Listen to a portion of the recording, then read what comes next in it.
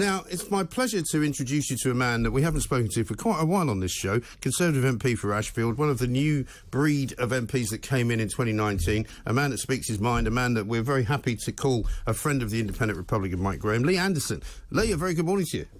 Good morning, Mike. Mike, before we start, I'm sorry to hear that you didn't get recognised in the recent honours list. I did put your name forward. Thank you. So expect a call from the Palace shortly. Excellent. Well, that's very kind of you indeed, although I have actually publicly stated in the past that I would never accept an honour as long as they keep giving them out to people like Tony Blair. You know, what can I say? Listen, we haven't talked for a while, Lee. Tell us, first of all, what's your constituency view, because obviously you represent a lot of decent, hard-working people from Ashfield. What's their view of the cost of living crisis, the way that prices are literally rocketing up, going through the roof? We don't seem to be in control of our own economy. What's your view of it? Well, you know what, Mike? Since I've been elected, we've had Brexit, we've had COVID, we've got the war in Ukraine. But the biggest thing that will define us as a party and as a government is the cost of living crisis. Yeah. And I'm looking at the net zero journey that we're currently on. I think that's a little bit ambitious at the moment. I've got constituents in Ashfield that are struggling to pay their gas and electric bills, and I'm saying all the time, Danny, I feel like the bogeyman sometimes, that we should look at the net zero journey once again, look at people's fuel bills, get rid of the green levy, cut the VAT, let's get fracking, let's explore more gas and oil extraction in the North Sea. Let's try and be self-sufficient, because at the end of the day, Mike, is fuel. I know it sounds pretty simple, but it's the cost of fuel that drives everything up. Well, of course. I mean, you can't tell me that any all these people that sit at home going, oh, I don't go out anymore, I just get everything delivered by Amazon. Oh, really? Well, when the truck comes from Amazon, that's going to put the prices up of everything, because the truck needs fuel. Of course it does. It's not just the stuff you buy on Amazon, you're quite right, it's your food. It's when you go to the supermarket, the cost of your fruit and vegetables are going up, because obviously that's got to be transported from where it's farmed from. It's every single aspect in life at the moment, as we speak, the cost of things have been driven up by gas, by oil, and I think for about 50 years, Mike, in this country, we've never really had a sensible energy policy. We've shut our pits. We're importing gas from goodness knows where. We're still importing coal, by the way, from other countries. Yeah. I know Tatar and British Steel have said they're not going to import Russian coal, by the way. That needs to be banned. We've got a coal mine up in Cumbria ready to go, and we're faffing about with that. We need to get that open so we can supply British coal to British Steel to make beautiful British steel, which will actually drive the green journey as well. But at the end of the day, we talk about renewables. I keep hearing the argument in the chamber about renewables. That doesn't pay the little old lady's gas bill at the end of my street, who is struggling to actually pay any sort of bills at the moment. It's high time that MPs on 82 grand a year got out of that bubble and visited some real people in places like Ashfield and actually said to them, how are you struggling and what can we do for you? That's what I'm doing every week. Well, what we did yesterday, Lee, was we put together a sort of a package of people who called in, people who tweeted in, telling us what they wanted Rishi Sunak to do, and we sent it to 11 Downing Street yesterday to the Chancellor's office to see whether he will just take note of what it is that people are going through, because I find it incredible and staggering that more people are not just giving up and just saying we can't afford this anymore. Yeah, no, you're absolutely right, Mike. It's just never in my lifetime have I known. And I struggled when I first started work, raising a family and paying a mortgage and stuff like that. But it's never been this bad. People's gas bills. I'm looking at some people in Ashfield. They're looking at £3,000 a year to keep the houses warm and keep the lights on. I mean, when you're talking to people in Ashfield who are earning 20, 25 grand a year, that's a massive chunk. They've got to pay the rent or the mortgage and the food and the electric and gas bills. They're left with very little in their pocket. And, I do welcome some of the initiatives like, giving a little bit back off your council tax. But that's not the answer. It's not the long-term answer. The long-term answer is to make sure that this company is self-sufficient on fuel. And if we do frack, and I've had a bit of stick over the past few weeks over my stance on fracking, but if we do frack, there's nothing stopping us making sure these fracking companies have a condition on their licence or their planning to provide cheaper gas or even free gas. in the local vicinity. Let's get fracking. Well, absolutely right. The problem as well for me is if you just keep subsidising these companies, whether they're green energy companies or standard energy companies that use fossil fuels, you know, I don't understand what good that does in terms of if the reasoning is to keep the prices down, well, that's not working. So why the hell are we subsidising them, one? And two, why are we not taxing them more when instead of lending money to people so they can pay these extortionate bills, you know, tax the actual source, tax the people who are making billions and billions of pounds a year? Well, all we're doing, Mike, at the moment is recycling money. At the end of the day, it's all taxpayers' money. It's going around, you know, and like I say, the green levy, that really sticks in my throat at the moment because you're getting poor people in places like Ashfield to pay for the investment in renewables, which, you know, at the end of the day, Mike, when people go and put that switch on in the morning or put their kettle on, they don't give a monkeys where that electric comes from or where the gas comes to heat the water in the morning. They just want to have a cup of tea, have a shower, go to work, go about the daily business. And you know what, this green journey, they see the odd weirdo driving down the street in the 90 grand Tesla, you know, with their hemp vest, talking about the latest brand of real ale, which they're going to be quaffing that night, right, who's probably a member of the Green Party, and they think, my goodness, you're not in the real world. Come and live in my house for a week, right, come and walk a mile in my shoes, and then it might actually explain to you the difficulties that we're going through. So that's where I stand on. Absolutely on right. I mean, I was up in the northeast not long ago, and I was in a place called Wallsend. I don't know how well you know it, Lee, but I mean, an incredible place to be, where people have really struggled to make ends meet, where people are so lacking in sort of hard cash that the high street is full of, you know, money lenders. It's full of, you know, horrible kind of quite expensive and, you know, sort of but low rent food shops. You know, it's just not a very pleasant place to look at in terms of a community. But we were doing a show there and we asked everyone about net zero. Do you care about net zero? To a man and woman, they didn't care. They just want to be able to afford to live their life. Well, let me tell you something, Mike. I've been knocking doors for donkey's years in this political game that I'm involved in. And I can honestly say not once has this argument ever come up on the doorstep. That's not to say that people don't care about the planet, of course they do. But nobody talks about it on the doorstep. It's cost of living. It's you know, currently it's the war in Ukraine. It's obviously during COVID, it was COVID. It was Brexit during Brexit. But nobody ever talks about you know, the net zero journey. It's just not there for discussion. They're not bothered, Mike. They obviously we all want to leave the planet in a better state than when we arrived here. But doing that by penalising people through the bills when they can't afford to put the electric on or put the radiators on, you know, that's not a situation that I'd ever thought I'd be in as a politician in this place. No, I know, it's absolutely extraordinary, isn't it? But in the end, what can the Conservative government do? Because a lot of people are saying to me, Lee, still, even though Boris Johnson's recovered his popularity to some extent, not back to where it was, but, you know, he's in a better place now than he was before this whole war kicked off for a start. People are still saying the Tory Party should never be a party of high spending and high tax. When is that going to change? That's a good question, Mike. I mean, like I say, we've had Brexit, we've had COVID. I think, to be fair to the Chancellor, he's been dealt a poor hand since he took the job. But that said, we should be a party of low taxation. I don't see how, you know, not cutting fuel duty on Wednesday. That's an absolute must. How much we do that by? I'm hearing 5 pence in the papers. I don't think that's enough personally. No, it's got to be a good chunk. You've got to be knocking 15, 20 quid a week. I mean, let's face it. I mean, I bought in a week, right? I bought 2 lots of diesel for my car.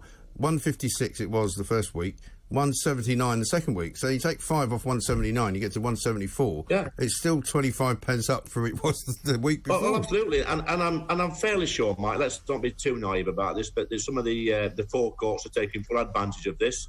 They're profiteering, and I was glad really to sign a letter last week with Rob Alford MP to the Chancellor to not only cut fuel duty, but to look at a pump watch scheme where, you know, different suppliers of petrol and diesel on the forecourts can be scrutinised to see how much they're charging. Because, like you say, I've been from one station to another. There's a 20 pence a litre difference, you know, in diesel. That's criminal. These people need to hold into account. Absolutely right. And as far as the future is concerned, you know, we need to get to grips with it. Obviously, the war in Ukraine is clearly occupying everybody's minds at the moment. But, I mean, are you confident that this government is somehow working on an energy strategy for the future, whether or not it's fracking, whether or not it's taxing the renewable companies more, whether it's not giving out the subsidy? Because I'm a great supporter of getting rid of that green subsidy, 20% off every fuel bill immediately, you know. What's actually, do you think, being discussed in Downing Street? Well, I think, you know, the letter we sent, which Rob Alphonse sent us, I think there's about 60 MPs signed that. And there was a definite change in tone in the chamber last week when I raised the urgent question on fracking. You know, just a few weeks ago, it was totally off the table. Now the ministers and the department are making different noises.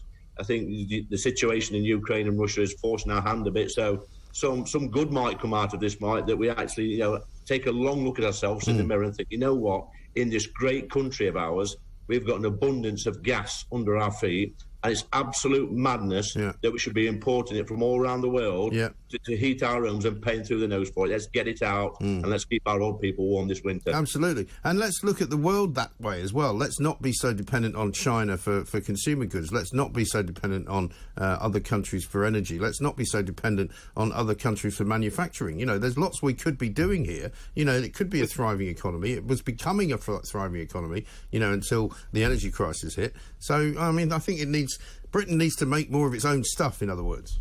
I think you're absolutely right, Mark. We're a great country, you know, and manufacturing and making things and getting our hands dirty is in our DNA. It's what we've always done for the last 300-400 years, possibly even longer. You know, we are the home of the Industrial Revolution. We should never forget that, and we can be part of the new Industrial Revolution, whether that's, you know, as part of the green journey or not. But, you know, like I say, Mike, you know, this fuel in the ground in this country, it's absolute madness to keep importing it and being held ransom, you know, by other countries. You know, we've seen the price of domestic fuel now, it's going through the roof. Let's get it out. And all these people that say it won't be any cheaper, I say absolute nonsense. It's basic economics. If you produce too much of a product, it immediately becomes cheaper. It's as simple as that. Exactly right. And the other big bugbear of yours, Lee, has always been the illegal migration of people to this country from France, effectively. It's never been now more obvious that these people are not fleeing a war zone. People fleeing a war zone look like the people coming from Ukraine. They're women, they're children, they're people who need,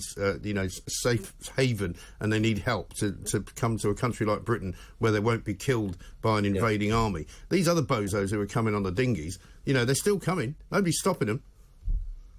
Yeah, I mean, this has been my point. You know, I've been banging on in the House since I got elected, Mike, about, you know, genuine refugees fleeing war-torn countries. And the left, the Liberal left, have always argued against that. Yeah. But now we're seeing it actually live on TV, who these genuine refugees are that's fleeing a war-torn country. And they're the women and children of Ukraine who deserve refuge. Meanwhile, like you say, in France, we've got strapping young men of a certain age who's never seen a war in their life, probably, and they're just economic migrants. They want to come here for a better life. I mean, I don't blame them for wanting a better life. I'd do it myself. But, you know, the left somehow still think that these people are genuine refugees, and they're not. And I say, and I've always said it, as soon as they land on our shores, give them a sandwich, a cup of tea, and send them straight back to France. Yeah. I mean, how many times are we going to give old Priti Patel a pass, though, when she says, oh, we're going to fix it, we're going to fix it soon? Well, we've got the Nationality and Borders Bill returning to the Chamber today, and I know there's several amendments been put on there. I know some of my own colleagues actually are arguing against offshore processing. Right. I say bring it on. I want to see offshore processing, and my preferred destination for offshore processing is the Falkland Isles. Yes, good idea. Send a few boatloads down to the Falkland Islands, and then within a week... Take a while to get there on a dinghy. Hey? Yeah, well, they won't be getting a dinghy from the Falkland Isles, will they? They might end up in Argentina. Well, that's true. Teach them. Well, that will teach them, absolutely right. Now, finally, let's talk a bit about your good friends in the Labour Party. Right, aside from the fact they can't seem to work out what a woman is, they also now seemingly have decided it's a good idea to start backing the unions in the P&O story. You know, they haven't been on the side of the working man and woman for decades, and now suddenly they're trying to cling on to some kind of vain hope that they'll get votes if they try and keep these jobs. Well, it's incredible, really, isn't it, Mike? You've got Captain Hindsight, or the Ken Barlow of British politics, absolutely boring at the dispatch box. Don't spit your water out, by the way, that's rude. That was very, very badly timed, that.